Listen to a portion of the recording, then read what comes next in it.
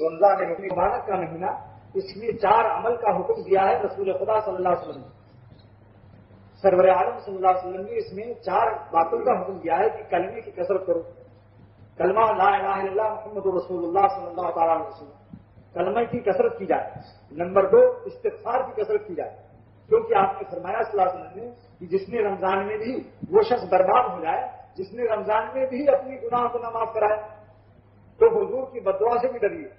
اللہ والوں کی بددعا سے تو ہم آپ بہت ڈرتے ہیں، مگر رمضان میں ان غافلین کے لیے جبرائیل علیہ السلام نے فرمایا کہ برباد ہو جائے وہ شخص جو رمضان پا کر اور اپنے گناہ نہ معاف کرائے. حضور صلی اللہ علیہ وسلم نے اس پر آمین فرمایا.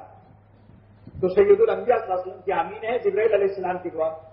لہذا کثرت سے استغفار کرنے کا حکم فرمایا. تو 4 عمل کیا ہوئے؟ نمبر 1 کثرت سے کلمہ لا الہ الا اللہ محمد رسول اللہ صلی اللہ علیہ وسلم پڑھنا. نمبر 2 کثرت سے استغفار کیجیے. اور توبہ کا کامل درجہ اس وقت ہوتا ہے کہ 2 رکعت صلاۃ توبہ بھی پڑھو. دن بھر رات بھر تو استغفار پڑھتے رہیے جتنا ہو سکے، لیکن 2-4 رکعت استغفار کیجیے، 2 رکعت توبہ پڑھو.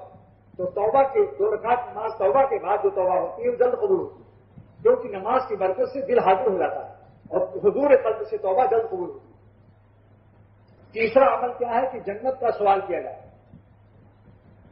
جنت کو مانگا جائے. اور چوتھا عمل کیا ہے؟ دوزخ سے پناہ مانگا جائے. لیکن جب جنت کو مانگیے تو اللہ تعالیٰ سے اعمال جنت بھی مانگیے، اور جب دوزخ سے پناہ مانگیے تو دوزخ کے اعمال سے بھی پناہ مانگیے.